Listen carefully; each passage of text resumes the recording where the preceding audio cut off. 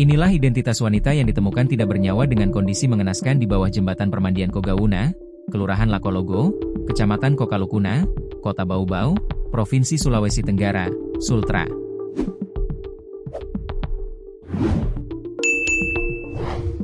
Mayat seorang wanita tanpa identitas ditemukan pada Minggu, 21 Desember 2025, siang sekira pukul 12.30 WITA. Mayat tersebut ditemukan dalam kondisi telanjang dengan sejumlah luka di tubuhnya.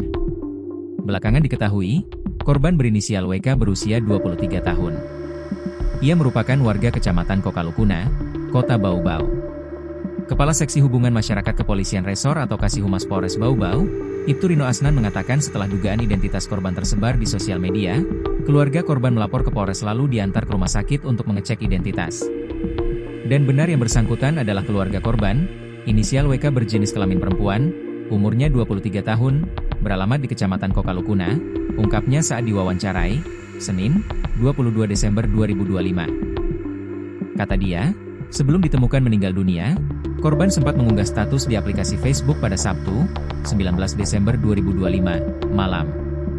Pihaknya mengaku sedang melakukan penyelidikan lebih lanjut mengenai identitas terduga pelaku pembunuhan. Polres Bau-Bau masih melakukan penyelidikan lebih lanjut, memeriksa saksi-saksi terkait teman-temannya yang berhubungan langsung dengan korban serta barang bukti, ujarnya. Ibtu Rino mengungkapkan jenazah korban akan diautopsi, sementara untuk jadwal masih menunggu dokter forensik dari Kota Kendari. Kalau bukan hari ini, mungkin besok, ucapnya. Jasad wanita tersebut ditemukan pada pukul 12.30 WITA oleh warga yang melintas hendak beristirahat.